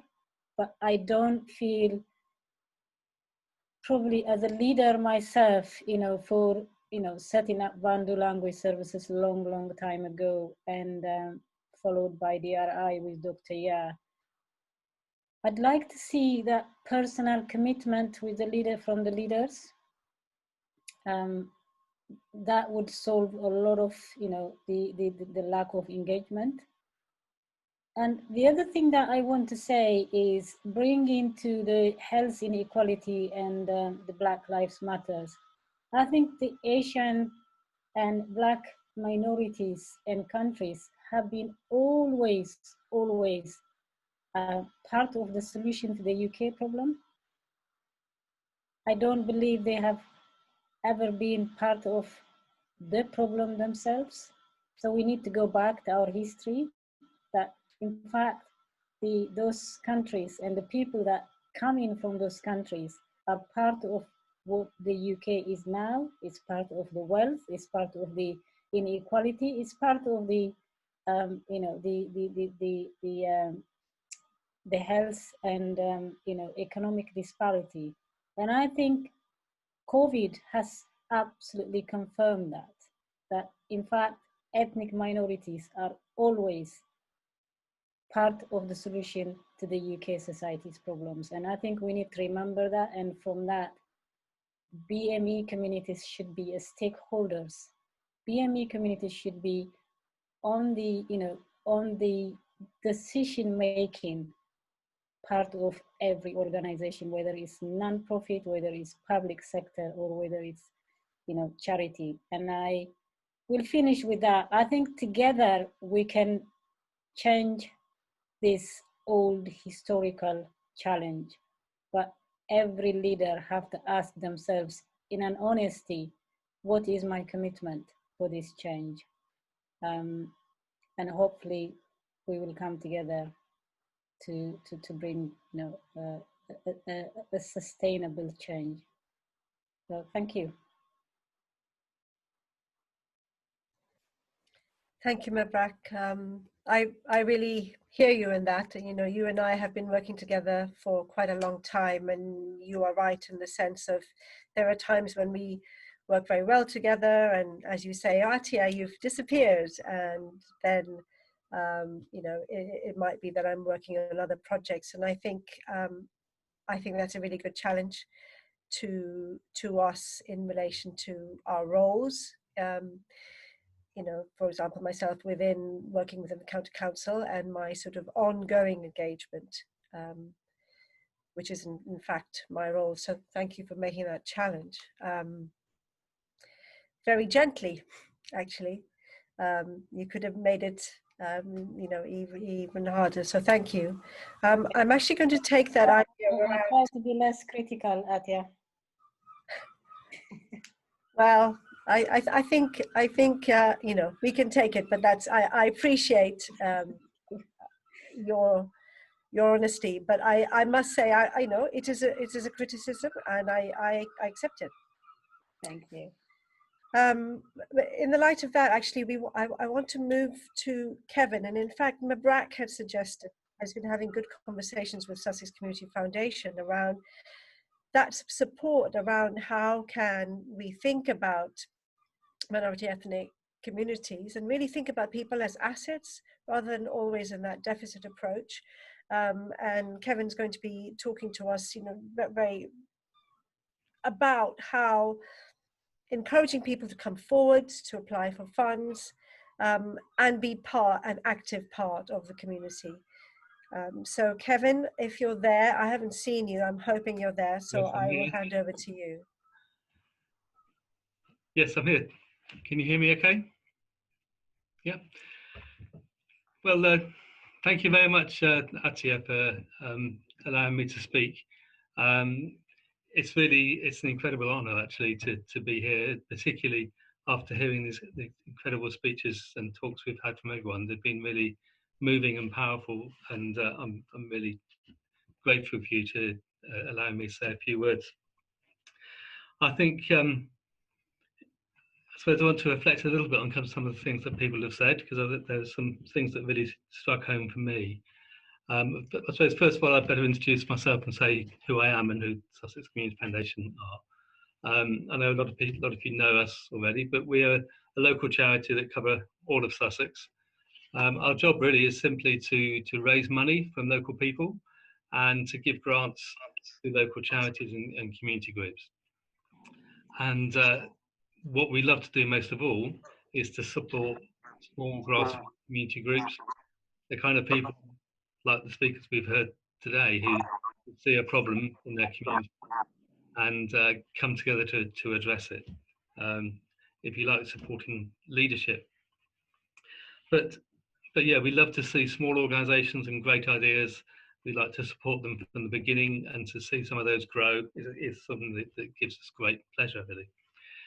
I think what really struck me from today, the importance of recognising that racism is a structural issue in our society. It's something that affects everything that we do.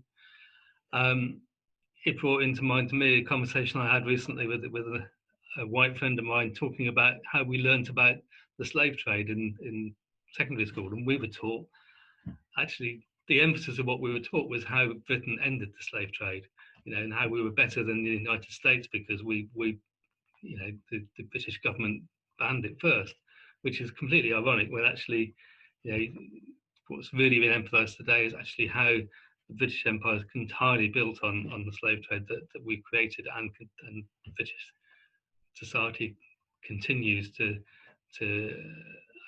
enforce that racism and that was started with the slave trade. So it just really shows that racism is completely pervasive in society. And I think as a white person who wants to be an ally, I think one of the key things that have been said today is we need to act with responsibility, with humility, and to make sure we don't just say the right things, but we do the right things. And I think that's what we as Sussex Community Foundation are really committed to do. One of the things that Mabrak said to me the other day, which I think is really important for all charities and all funders to remember, of course, is that Black and multi-ethnic communities are part of our community. They're not another separate community. They are part of Sussex. And so what I want to say to all of you here today is you are our community and we are your foundation. And our job is to support you to become a stronger community, to address and bring about the change that you want to see in society. And we want to provide the funding to do that. Mabrak's kind of closing points just now, I think, are really really pertinent. I mean, we do mainly give grants up to £5,000, and we mainly give grants for projects or for core costs, but mainly for 1 year at a time. So something I think is coming across very strongly is we need to do more than that. We need to provide more sustainable funding, and that's something we'll work very hard to do. But we are managing at the moment the Sussex Crisis Fund, which is giving very quick response grants to all charities and community groups that are helping address the COVID crisis. And I really want to encourage groups to apply. We're particularly keen to reach Black and minority ethnic organisations. We are funding quite a lot already, but we want to fund a lot more, and we want to give you the support that you need. So do get in touch with us. Our phone number's there, our email is there. We're very keen to help and support you. And if you're not part of an organised group already, but you'd like to get involved in your community, or if you're a group that needs help getting a grant, do also talk to your voluntary actions, the Hastings Voluntary Action, Voluntary Action, and 3BA, because I think we're all there to help and support the community. And I think finally, the last thing I want to say is that, of course, it's very clear this is, you know, racism is nothing new. These moments when racism comes to the forefront of the media is nothing new in a way, but I do think now is an opportunity. When we see, you know, footballers all wearing Black Lives Matter badges on television every day, it shows there is a real opportunity, and we have a responsibility to take that and to really try and address the fundamental issues. And we can only do that by working together and leading together to bring about change. Thank you. Thank you. Thanks, Kevin. And yes, everybody, please, who is able to and interested, you've got that still on the slide up there, the email, the website, and the telephone number. But obviously, we'll be sharing that again at the end. I just want to hand over now to Mamta, who is going to try and pull this all together. She will do this in the context of setting an ambition for DRI. So Mamta. Thank you, Atia. What an emotional evening it's been, and it's great to see all your comments coming in, affirming our views and challenging our views. I would encourage you all to keep sending your comments in. As Atia mentioned, we're going to try and collate the things you've heard tonight into a report in collaboration with the speakers to try and present something really thought-provoking in the coming weeks. But my aim now, with Mebrak and Yar's support, is to present DRI's recalibration in this moment that we are in. We recognise a new opportunity, and we are readjusting and rethinking what should be our purpose. And I'd like to present our strategic goals in that light. So can I have the next slide, please, Alejandra? Oh, okay, thank you. So we've adopted a new slogan, survive and thrive. To us, it represents that balance that we're looking for, that we're not always portrayed as victims, as deficits in some way, but that we're actually contributing massively to the fabric of our lives in Sussex and across the country. At this point, what we feel we can best do as DRI is to try and create a permanent stakeholder forum, a platform that allows us to invite more voices to come in contact with the wider community, to engage in discussion so that we can work together to achieve our vision. We'll continue to develop a channel to enable the younger generation to be heard. I think you heard this evening how much passion there is there already, how much sense of promise and injustice. I think we can expect great things of this generation. One thing that DRI is very good at is talking to the BME community, and what we'd like to do is to continue to collect stories and report them more vividly to bring to life the experiences of our community so that we can address failures and, importantly, celebrate successes together. I think it's the last point is one that I just want to emphasize again about thriving. I think when you look around you, there are so many businesses, so many organizations, so many workers in critical positions that are from the BME community. I think it's something to be recognized, something to be harnessed, something to be taken forward, and obstacles to be removed from their path so that they can do more to help. And that's something that DRI is very passionate about. Can I have the last slide, please, Alejandra? So Mebrak mentioned the frustrations and also the desire for better engagement with the community. And DRI really does want to engage with all institutions. We know that this is not a problem we can solve alone, not just as an organisation, but as the BAME community. And in fact, that discussion around otherness confirms that we're not different to this community, we are this community. So we want a collaborative process to reset our thinking with a balanced view of both the needs and the contributions of BAME people. And we believe this collaboration really requires an authentic commitment with specific parameters for us to move beyond tokenism and tick box approaches. And specifically, the way we've defined this is that we would like to work with organisations that give a top-down commitment to make adequate resources available to enable effective engagement, to develop outside the tick box thinking, and achieve measurable outcomes, leading to a long-term process to achieve a sustainable reset to the issues we identify. Now, that may have sounded laboured, but hopefully it echoes many of the things that we've heard this evening, and I'd like to end it there and hand back to Atia, but thank you all for your attention and your many comments, and we'll get back to you soon.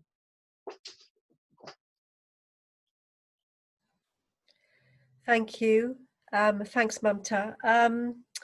I think at the moment we're saying that we would like to see if there are any further comments that any of the speakers would like to make. I've had a couple of questions about people responding to Grace Owen's presentation about leadership and what that would mean, and her sense of where would be a starting point, a sort of active, practical starting point for people who want to take that further? Grace, do you want to respond to that if you're still there? Yes, I'm still here, Atia. Thank you. Yeah, I mean, that's a big question.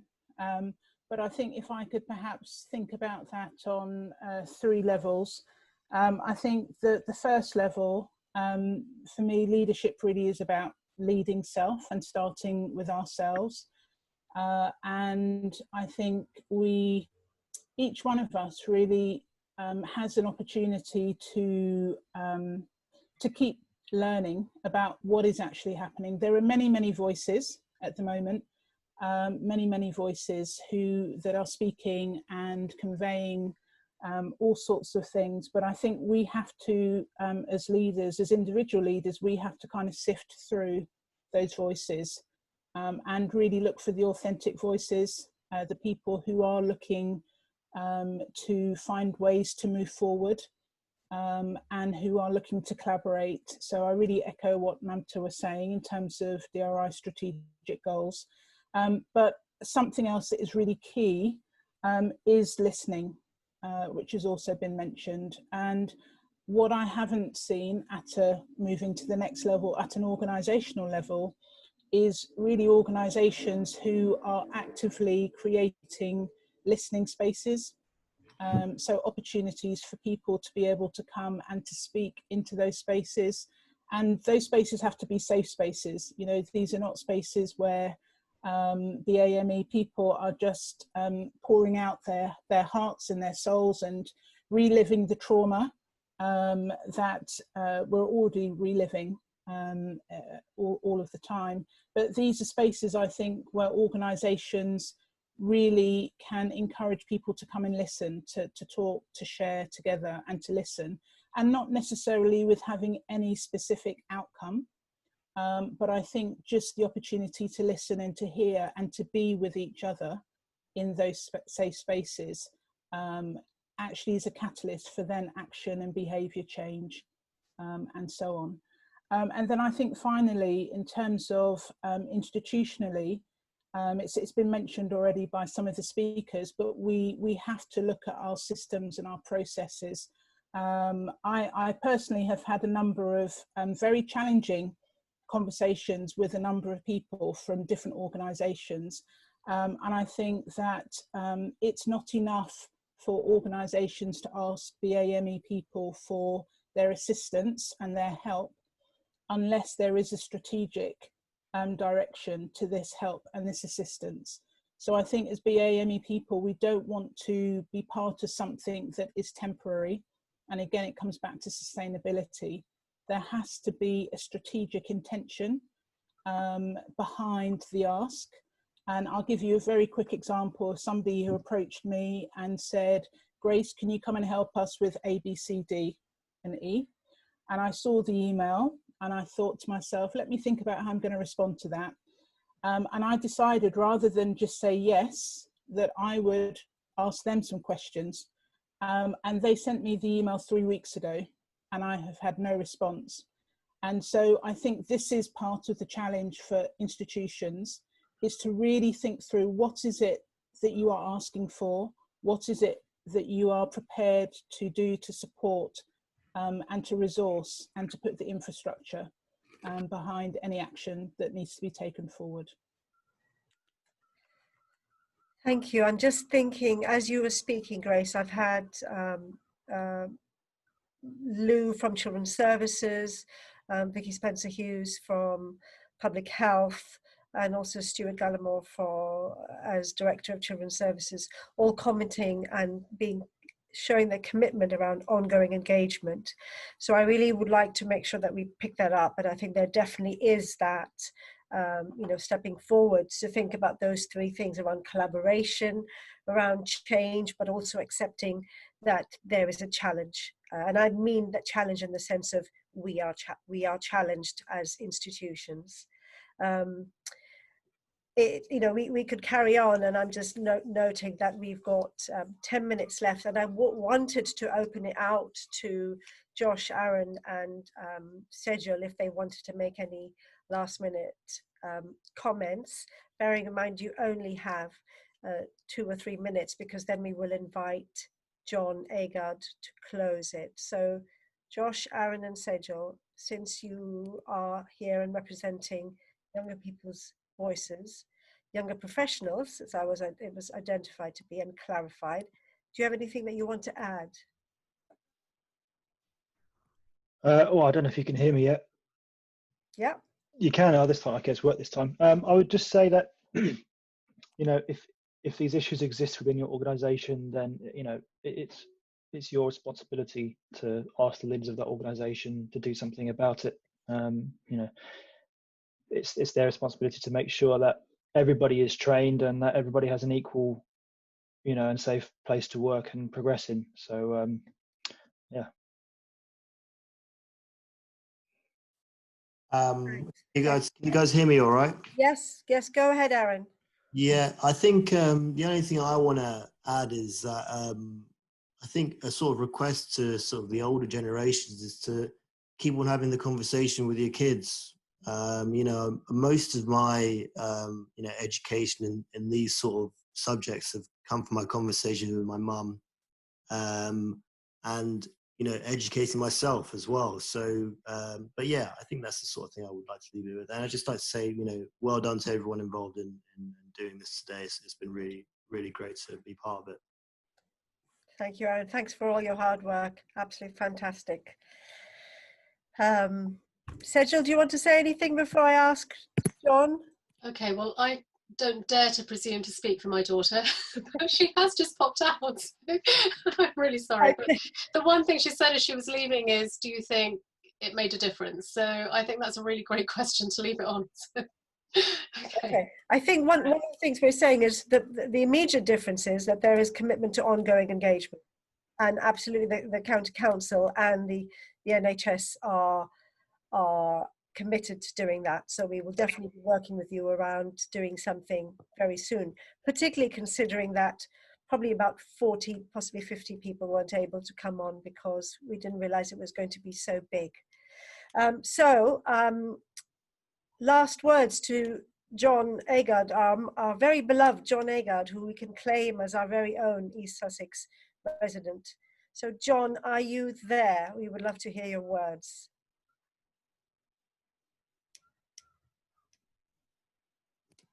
To John. Do you want to unmute him, Alejandro, if you can? I think it's John with Grace. Yeah, that's right. Yeah, I've just asked Grace to unmute. I can't actually do it myself. No, you should Can you hear it now? Yeah, John. Hear you now. Well, I'm hoping to do 2 poems. Is that all right?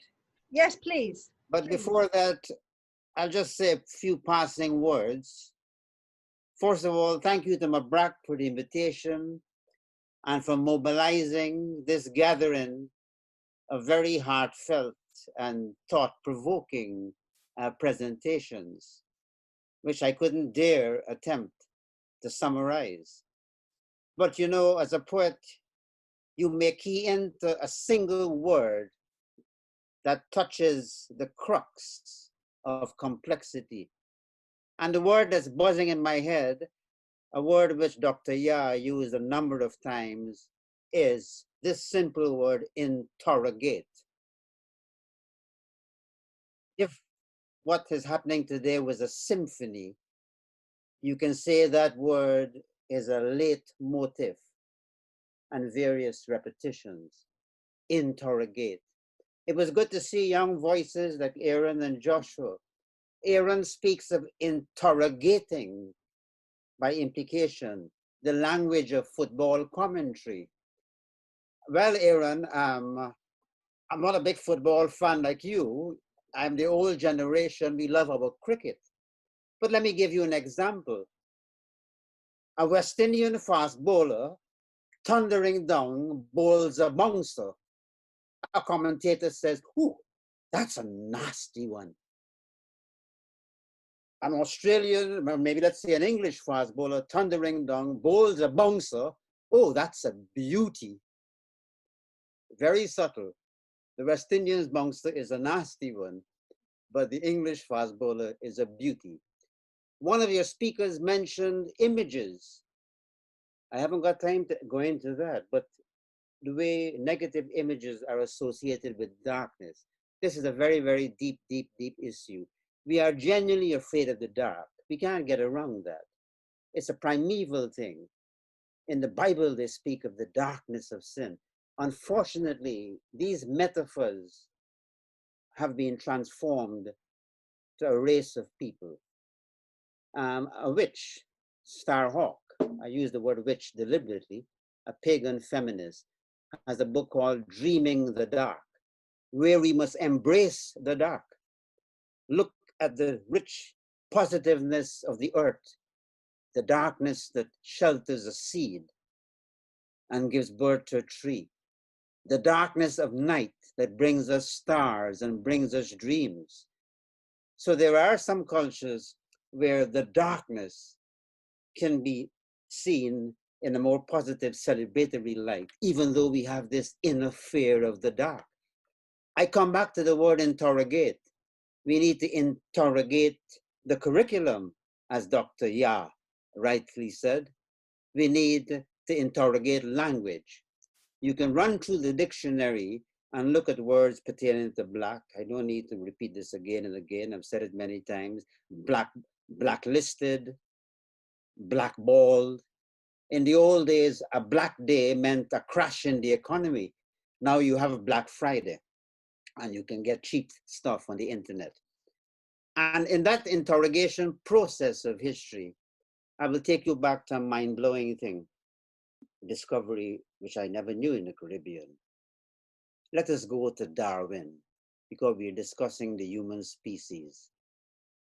My mind was blown when I read he was taught taxidermy by a freed black. Where did he come from? He was brought by a very compassionate but eccentric English naturalist, Charles Waterton. He came from Guyana, the country of Grace Nichols and myself, and ended up in Scotland. And he has the name John Edmonstone. Charles Edmonstone, a Scotsman, visited Guyana and worked in Guyana. So imagine a young, impressionable Darwin who is more interested in looking for slugs than studying at the University of Edinburgh. He meets John Edmonstone, who teaches him taxidermy. Now I've met people with degrees and PhDs in botany and science and Oxford dons. When I went around the country 2009, Darwin's bicentenary, and they never knew when Darwin left on that ship, the Beagle, and returned with stuffed creatures, he learned that ancient skill from John Edmonstone. The first poem I'll do is called The Ascent of John Edmonstone, the freed black slave who taught Darwin taxidermy, Edinburgh, 1826. It's in his voice.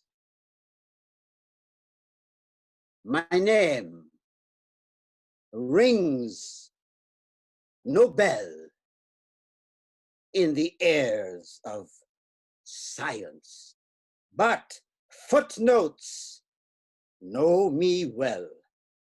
Footnotes where history shows its true colors, and the passing reference is flesh. For I am John Edmonstone, whose name is little known to evolution's white ladder. But Darwin will remember me. Just say the black man who taught him Egypt's ancient art of taxidermy. To think we should meet in Edinburgh, of all places, 5 doors apart, on Lothian Street. No mention then of savage races. In those days, we were 2 bird stuffers mountain mortality in feathers. We were each other's missing link, colleagues, upright on a chain of being, a pair of wingless apes condemned to think. And I'll end, during this lockdown period, many of us have turned to gardening, including myself and Mrs. Agard. And Grace began with that wonderful poem, A Hug. And some one of your speakers asked this simple question in her presentation, which again, I keyed into that. Interrogate, 1. 2, what is your oxygen? What is your oxygen? And it's interesting that this gathering began with a poem.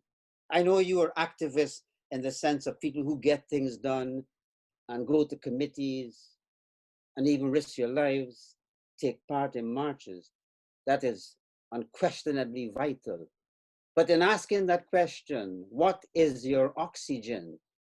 I would also like to say, we need psychic oxygen, sorry, but that's an interesting slip of the tongue. I said psychic origin when I meant to say psychic oxygen. And we began with the poem and I'll end with the poem, because if a poem gives us enough oxygen to keep our psyche breathing beautifully, the things we do will reflect that psyche filled with oxygen. And poetry, remember, came before prose. Poetry can take us back psychically to that moment of incantation, that moment of communal ecstasy. Therefore, I will end with this poem, if it suits the lockdown mood, Talking to Plants. That was published about a decade ago. Forgive me, any gardeners, but talking to plants. Always talk to your plants. Sit back and watch them flourish. Good advice. Of course, we presume that all plants speak English. Speak slowly. Watch them bloom. If necessary, shout each syllable. Their little ears are ready vessels for a shower of the Queen's vowels. Never mind if it's a China rose or an African violet. Better yet, recite a bit of English lit. See abundance spring at your fingertip. So I spoke like an Oxford dawn to my wilting rhododendron. It wilted more. As for my drooping shrub, my words only seem to draw more slugs.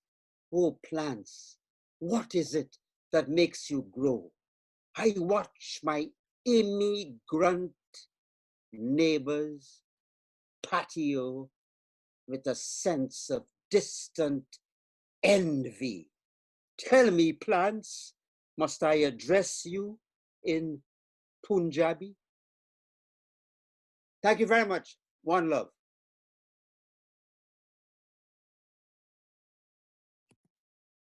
Well, John. Thank you, everyone. I don't want to say anything else after that. Thank you, John. Thank you, John. We'll meet again. Thank you. Thanks, everyone. Thank you. Bye-bye. Thank you. Have a good evening. Soon. Thank you so much. Thanks, everybody. All right. Thank you. Thanks, everyone. Thank you. Thank you.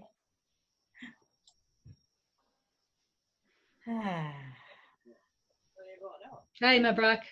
Hey, Razia. I hope you enjoyed it. Yeah, it was good. I missed most of it, unfortunately. I'm sorry. I was doing training with the local authority on racism. Well, we'll catch up. Yes, we'll catch up. Yeah, good to see you. Yeah. Nice to see everyone. Nice to see you, Rami. How are you, yeah? Hello, Rami. Good, lovely How to are see you? you. Long time no see. Hey, Hey, Rami, Yeah. lovely to see Good to you. see you all, really. I'm so happy. Yeah, so nice to see Has you. Grace gone already? Yeah. Great. Well done, everyone. Oh, I great. think the Thank next time you. I'll have So to nice Yeah. to see you, Grace. hear something and write it out and, you know, get it all down. So And well spoken, Doctor. Yeah, everybody. No, thank you. You're both Yeah. inspirational. Thank you so much. Fantastic. Yeah, thank you for everybody. Okay, thank you, Mabrak, for organizing. Yes, well done, Mabrak. Thank you for coming, you know, both of you, Grace and Joel. Thank you for so organizing awesome. this lovely event. Yeah, Thank you, Thank you Rami. so much. Thank you for coming. really special. Mm. Yeah. Brilliant. Well done, yeah. Hey. Thank you to all the speakers.